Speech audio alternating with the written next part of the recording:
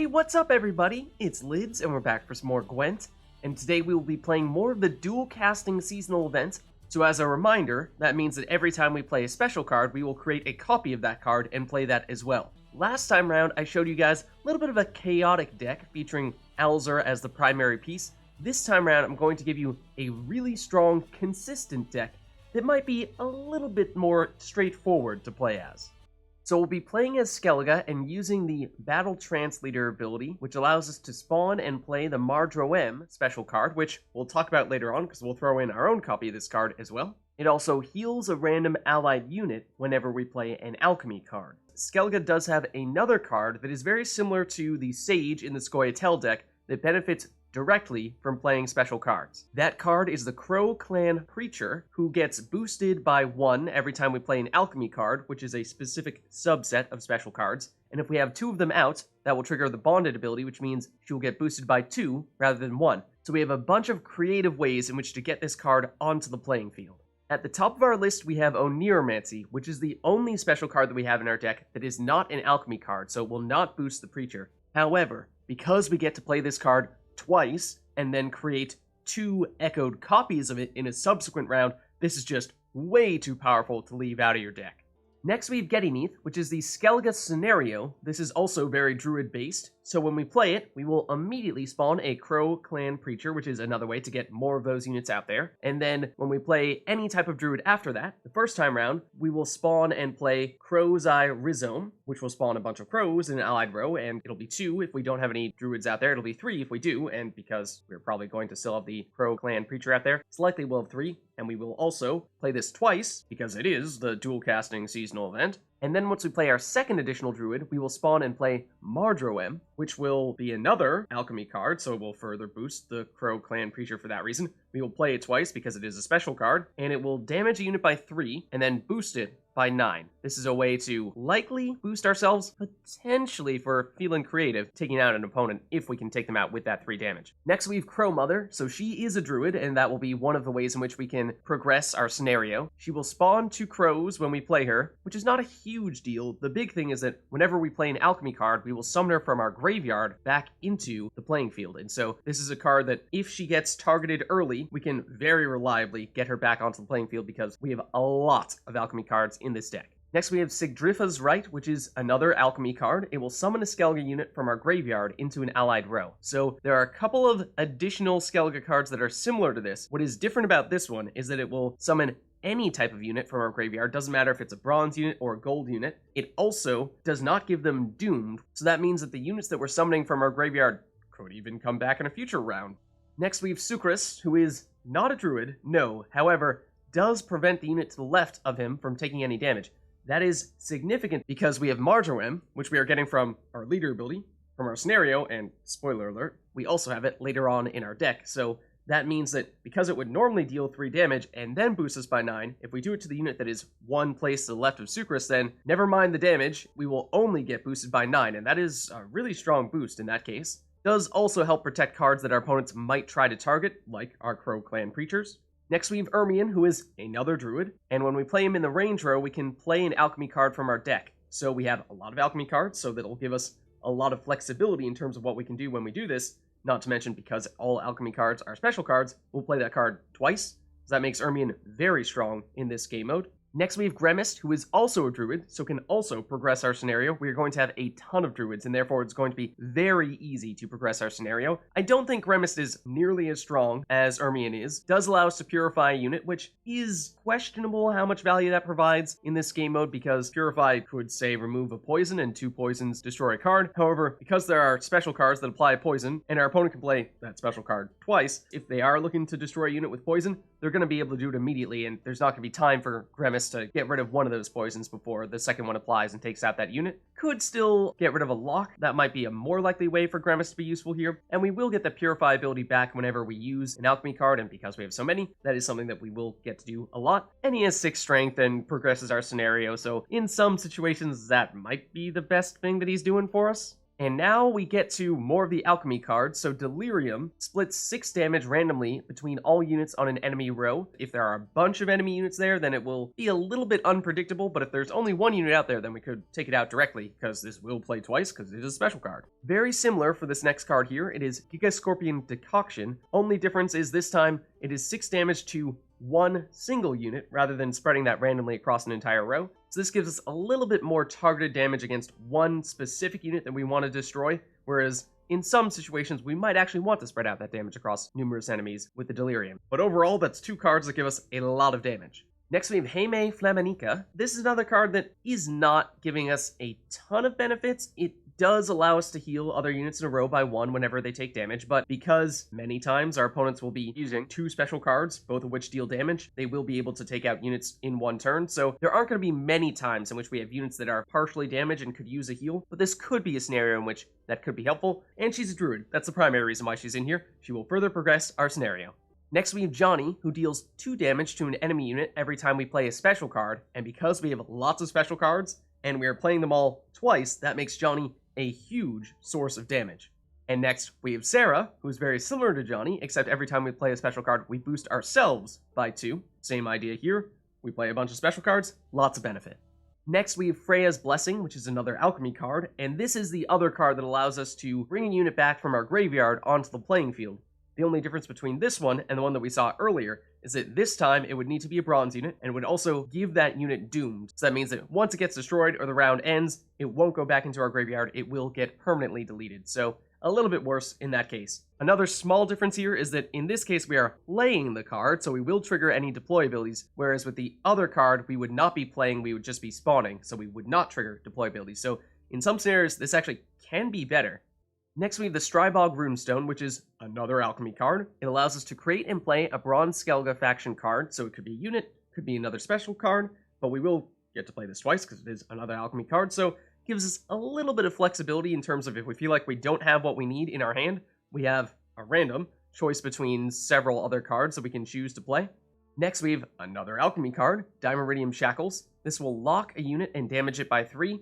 That's not very high in terms of damage relative to other options that we have, but having the ability to lock opposing units twice is very nice to shut down our opponent's setups. Next, we have a couple of Mardroemes, and the reason we have these are because, first and foremost, it's an alchemy card. It gives us some boosts, and in very specific situations, if we can take a unit out with 3 damage, we might even use it to attack our opponents. If we do have Sukrus out there, then we can mitigate the damage we deal to ourselves and just boost by 9, in which case this becomes one of our best boosts.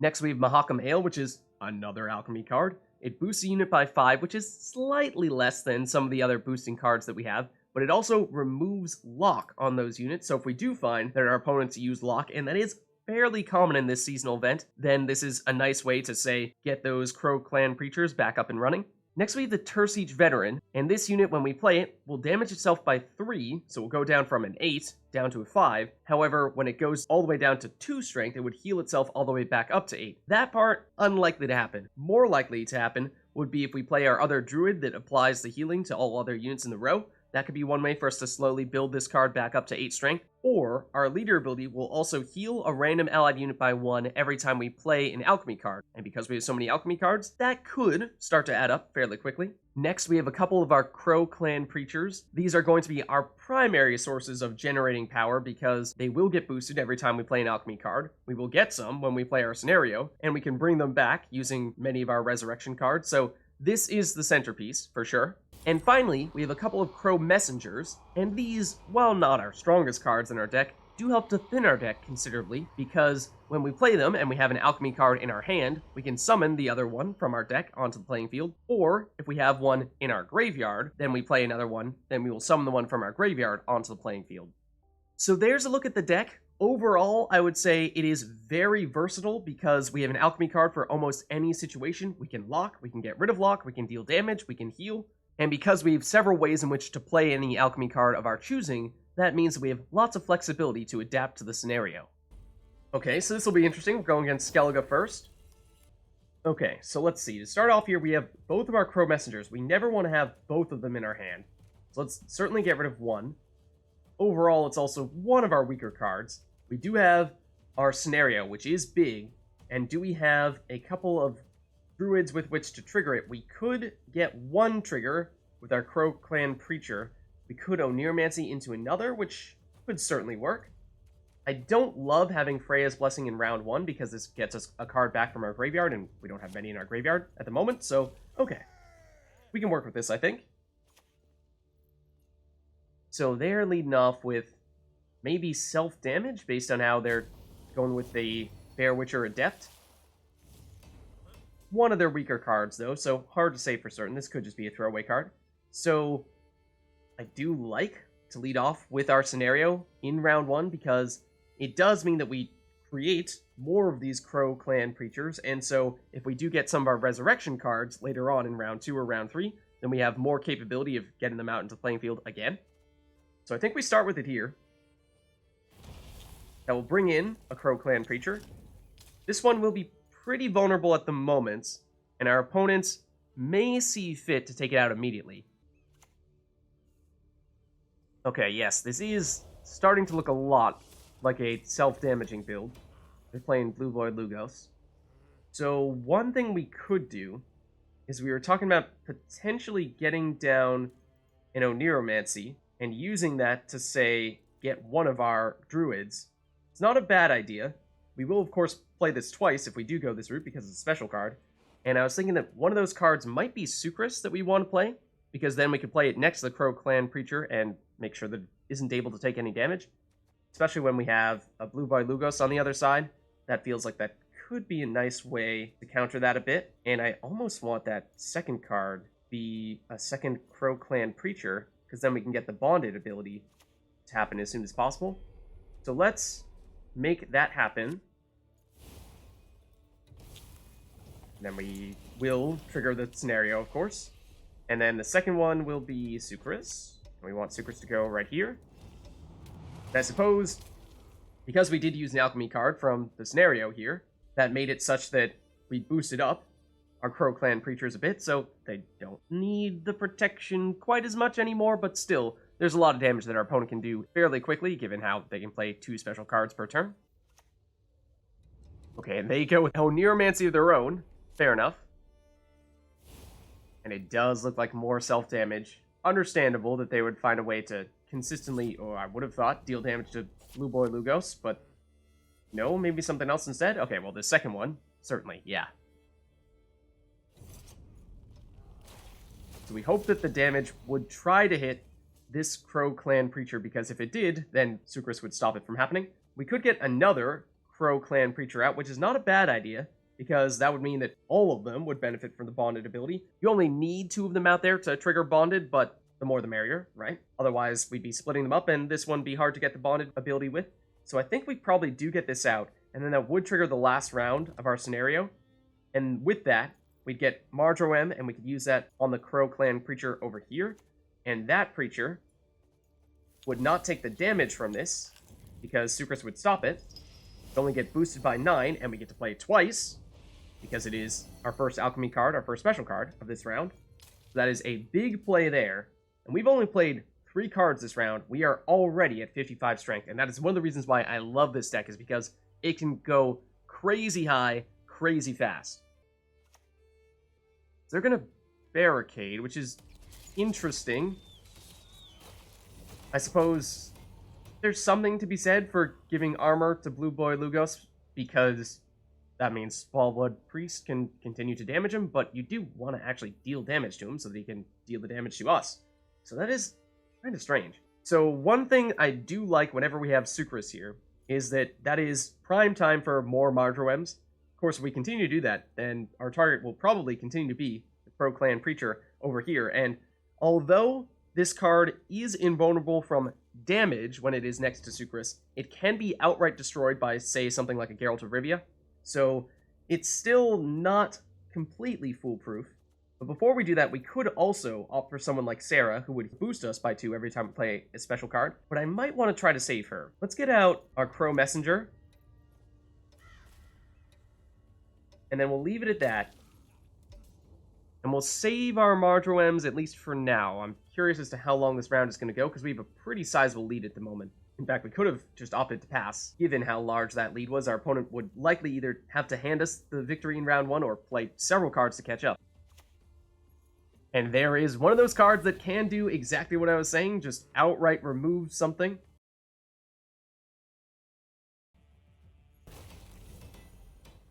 Although I would argue they probably should have gotten rid of Sukrus. That does mean that because they are banished from that card, we can't bring them back from our graveyard. That is unfortunate. Long term, that will make things a little bit more difficult for us, but Sukrus is still here, and therefore we could still put someone directly to the left of him. And I actually don't know if this blocks the deploy ability from dealing damage to the Tuirseach Veteran. Might be worth investigating that. I mean, we are now, surprisingly, behind our opponent, and yes, it does prevent him from dealing damage to himself, so that works. Our opponent may see fit to pass here, because they do have the lead now, but we could boost ourselves a lot with the Mardroeme on our next turn. I'm thinking that's what we'll probably do. Okay, so more self-damage. And I'm not really sure why you are making a point of targeting the crows, but okay. So now I think we definitely Mardroeme here, and we can have a little more confidence that our opponent doesn't have any other ways to outright remove a card. Possible, yes. But more likely at this point that they, if they do have any ways of removing a card, would be leaning more on direct damage, which of course this card is immune to when it is to the left of Sukrus.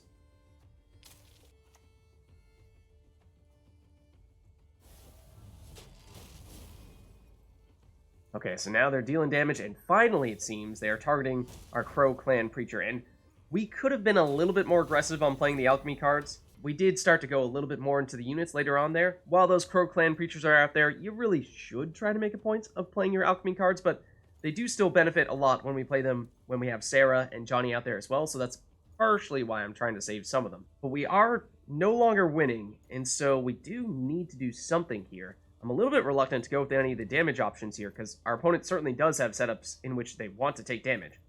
But I think we continue to pile on the Mardroemes. Same spot. It works. Boosts us by 18 in total. Would have been even more had we had our Crow Clan Preachers. Adrenaline Rush, when you have one card in that row, also strong play. Not quite as good as what we just did, but it is still enough for you to have a lead here. Well, using your leader ability, okay, fair enough. And they have a decent engine going here with their Swallowblood Priests. They're continuing to put on the armor on Blue Boy Lugo, so he's continuing to not have the ability to use his 2 damage against us, which is still kind of weird. But long term, it would be good to get Sarah out so that we can boost ourselves by 2 every time we play a special card. But I'm not sure how much longer this round is going to last. I think what we do here is we deliberately target this Bear Witcher up here, and I think the best way to do that is maybe even with Delirium, because since there's only 1 unit in this row, we know all that damage is going to go to this 1 unit. And most of the time, I think it is preferred for us to be able to target 1 specific unit. So, generally speaking, I would prefer the Gigascorpion Decoction to Delirium. Since there's no difference here, why not get rid of Delirium? Okay, and that's a familiar looking card. Now you can heal Blue Boy Lugos a little bit. What is his starting strength? It's 6. So, I mean, there's not that much long-term value to that, but sure. The thing is, if we were expecting for this to be a longer round, then we would have been better served playing Sarah last go-round and then play all of our Alchemy cards. Of course, if we play her last, then she's not going to have any Alchemy cards after her, and so I'm not getting much of any benefit out of her special ability. So that's the question we need to ask ourselves right now is, do we think this is going to be the last card we play this round, in which case we go with this? If we think there are going to be 2 more cards we play, then we might want to go with Sarah first. I think we do, in fact, play Sarah. And let's put her next to our Tuirseach Veteran. In case this gets taken out, then Sarah will take his place and be incapable of taking damage. Could even go with our leader ability here to get even more boosts onto that card, but I think we stick with it. We actually are not in the lead right now because short term, Sarah was a less ideal, a less optimized card to play, but yes, our opponent does play 1 more card, so that does mean that it was a good idea to play Sarah last turn. And we'll see. This might require some mental maths here to figure out if we can get the job done, because our opponent has built a reasonable sized lead here. this will deal 12 damage, because we'll play it twice. We will also boost ourselves by 2 twice, so in total, this will give us 16 strength, which is not quite enough. If we threw in our leader ability as well, it would be enough. It's an interesting question. Are we willing to do that? I think you have to take it here.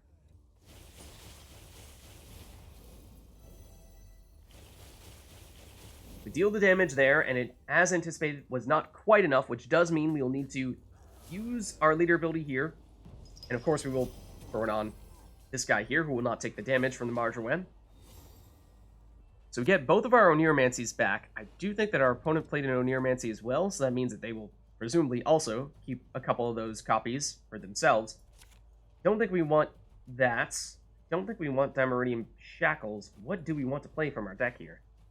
I think we might want to get Crowmother out there, because she has some carryover ability, and so to play her in round 2 would be helpful. And then we can carry her over into round 3, even if we lose in round 2.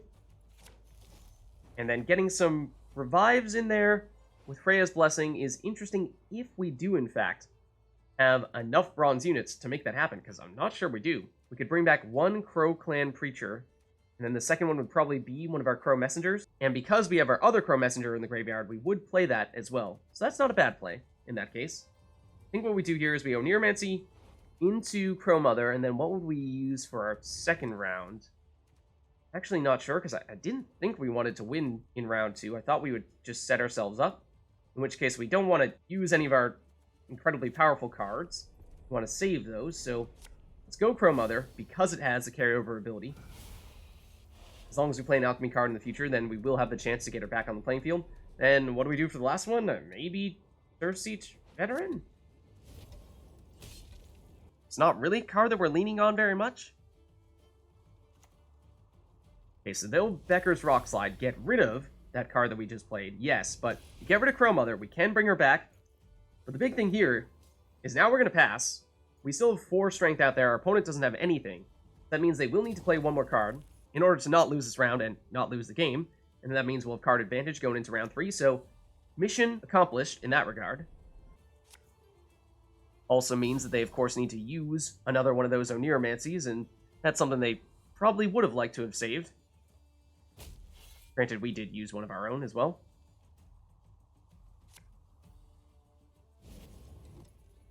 And they have, again, lots of self-damaging units, so no big surprises there, I don't think. The biggest thing is that we will have a 1-card advantage. We have used our leader ability, whereas our opponent will get a little bit of damage every other turn. Okay, we got another Echo copy of Oneiromancy. Not sure why that happened. I didn't think that was supposed to happen. Didn't we play the Echo copy last time? Okay, it's a little strange. But Johnny, that is good, because that means every time we play one of these special cards, and we will play a lot of them, we'll deal some damage. Don't think we want you, though. Ermion gives us the ability to play any Alchemy card from our deck, and that is really great, because that gives us a lot of flexibility. We could, say, bring people back with Sigdrifa's Rite, or spawn a bunch of units with the Runestone, lock some cards. I like this. Let's stick with this.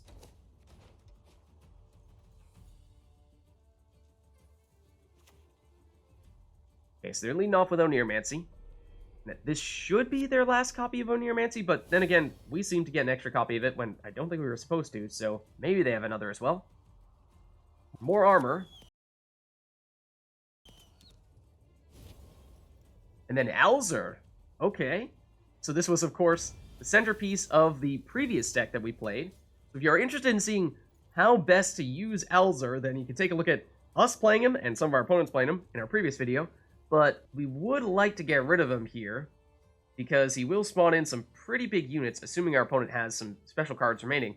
Although, they did just play Oneiromancy, and that is usually the best one to pair with him, because that is a 13 provision cost spell, meaning 13 provision cost units that will get spawned in. But I think what we want to lead off with here is that we want to try to get Johnny out there before we play all the special cards in order to maximize our damage. But he is vulnerable. This is a bit of a risk. Okay, and they're playing a defender, so that means that Alzur will be significantly harder to get rid of here.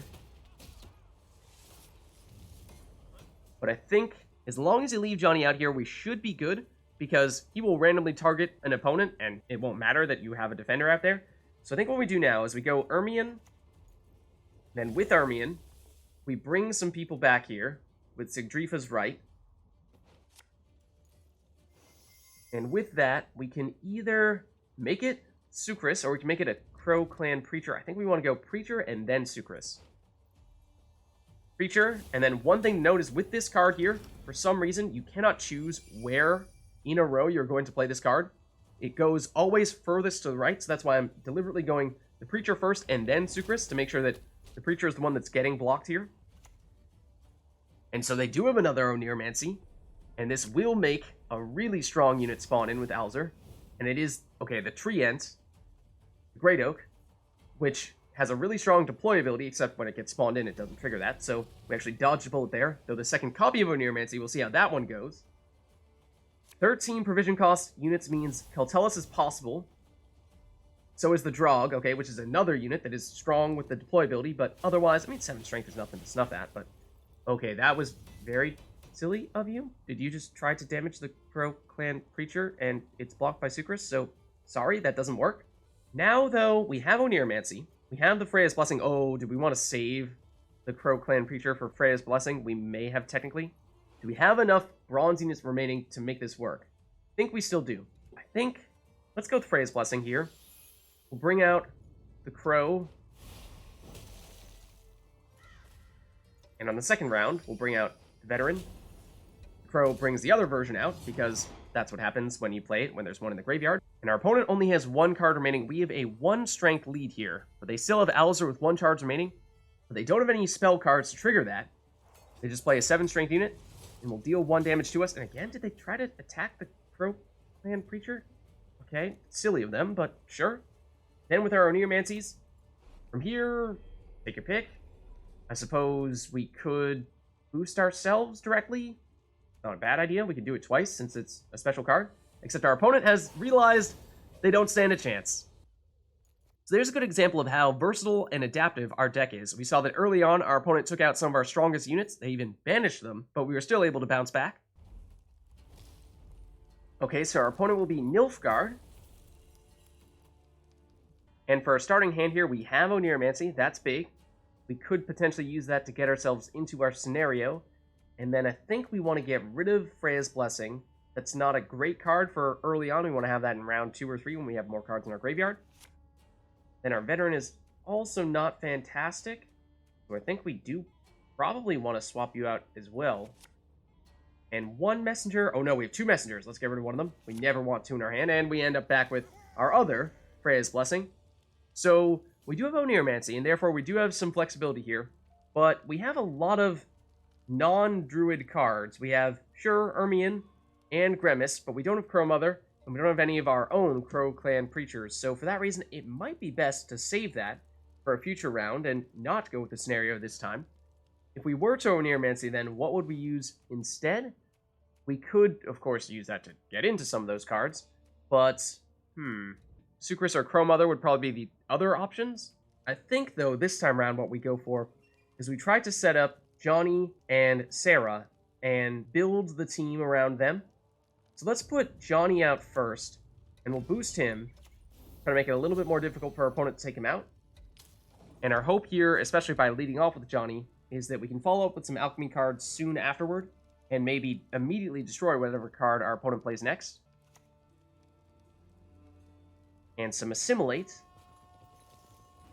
So it does have 3 strength, 2 armor. It's not out of the question that we might be able to destroy it here. I mean, certainly if we were to use something like a Gigascorpion Decoction. But can we say, be a little more patient? Ideally, we would get both Johnny and Sarah out first, and then we would start using all of our special cards, because then we would be both damaging and healing ourselves in the process.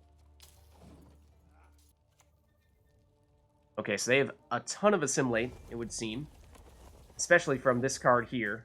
Assimilate 2, so they'll get boosted by 2 every time they play a card that is not from their starting deck. And I think now that they have a couple of these out here, we can certainly start to consider using some of our bigger Alchemy cards and either outright remove them with the Decoction, or possibly just lock them and deal a little bit of damage with the Shackles. I'm leaning toward the latter, because it would still be overkill in damage if we were to use the Decoction. So let's go with this, and we will get some damage from Johnny as well. And that will get rid of one of the cards altogether.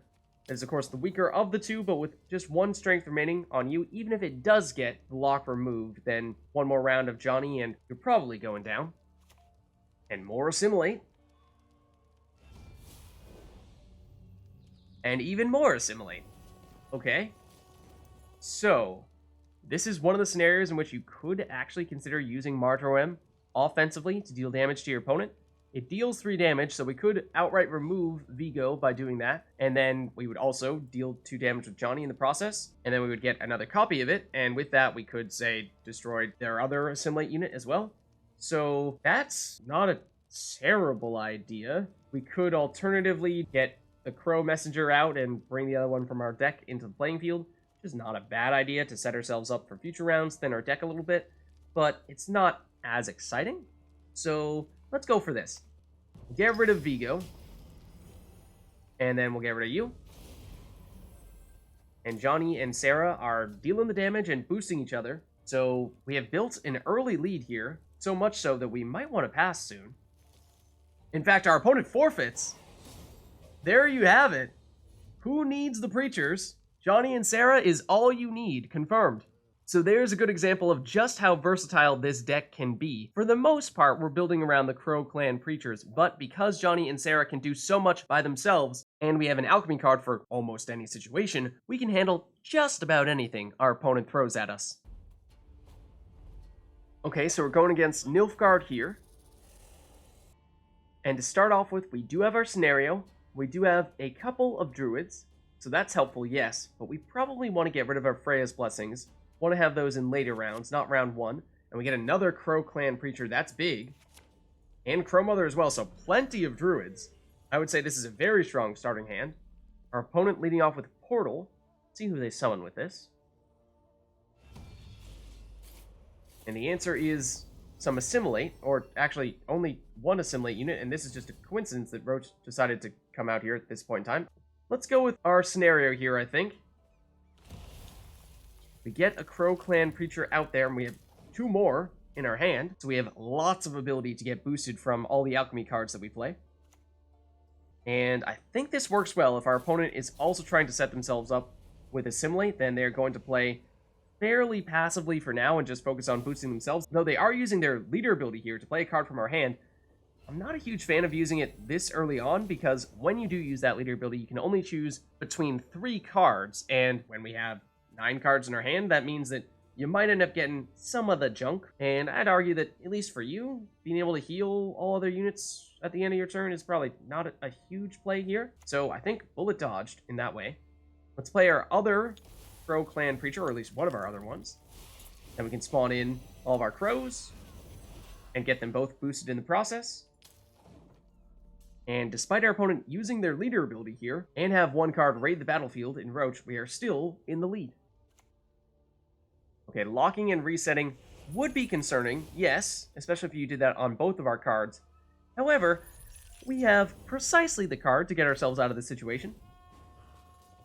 Oh, I see. Now the portal spawns the second unit. I forgot. Portal got reworked. Okay, so what we do here is that we could either play our next Crow Clan Preacher, or we could remove those locks with Mahakam Ale. And I think we probably do want to remove the locks first, because when we play our next Preacher, we will trigger the last round of our leader ability, and we want to have all of them able to get boosted in the process when that does happen. So let's get rid of the lock now. Nilfgaard does have a lot of ability to lock, so there is a non-zero chance that these units get relocked. If that does happen, then at that point we'd probably just play our next Preacher and move on. Okay, so Cantarella will steal one of our cards. We hope it's not a good one. Please don't be Oneiromancy. Okay, it's Ermion. That is one of our better cards, but it is fortunately potentially outright useless for you. Apparently you do have an Alchemy card. It is the one that allows you to play a bronze Nilfgaard unit. That will boost one of our units. The fact that you boosted our strongest unit is a little bit concerning. That sort of suggests that you have a way of removing it. And the Thirsty Dame, if we gain a status, that will get boosted. And do we have statuses in our future? I'm not sure we do. So that was a pretty big play, but I think what we go for is either our next Crow Clan Preacher or Crowmother. I think it is the Preacher, though, because when we play our next Druid, it will trigger the last round of our scenario, and we want all of our Preachers out when we do that. So go here, we get the Mardroeme out, and we'll play it on the creature that has the lowest strength at the moment. That way, if our opponent does have a way of getting rid of them, then they'll have to pick and choose, and they won't be able to get rid of all of our strength in one fell swoop. Unfortunately, we do need to double up on this on one of the other creatures. I suppose we'll use it on the same one. This will definitely be the target of any attacks our opponent may have. But we have retaken the lead now. And they will swipe our cards. So that is unfortunate because if they had destroyed them, then we could have played them from our graveyard. But if they outright steal them and put them in their deck, then there's no way for us to get them back in that case. Though even after that, we may still be able to make this work because we do still have a strong setup with at least one Crow Clan creature. And I'm thinking Crowmother probably does make sense for us to play next because she does have some carryover ability. So even if we want to pass early, we will still be able to get some benefit out of her in round 2 and round 3.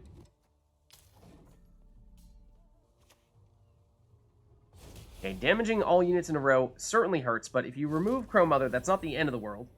Oh, except you do it on the second row. Okay, now that was a good play. And at this point, I think it is probably worth it for us to pass here. We will have card advantage then, going into round 2, and we will also have some carryover from Crowmother that our opponent will not have.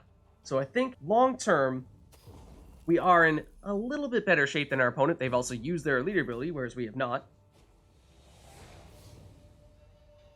Okay, so we draw into Sukrus. That's big because we have a couple of Mardroemes and we still have our leader ability active, so we could get another one out of that. We want to try to find, I think, some of the godlings, though, Sarah or Johnny. So let's try to get rid of our veteran and Freya's blessing. I mean, if our opponent had destroyed those preachers, then we could potentially get one back through that, but we do have one, yes, but that's only one, and we will be playing this card twice, so I'm not sure we want to have this. I think we get rid of it. And the Runestone is probably a little bit better, at least in this situation. But here comes an Oneiromancy, which is certainly concerning. Oh, and you use it to play our own card. Now, that is just rude. Extremely rude. I'm not even sure you have any more Alchemy cards.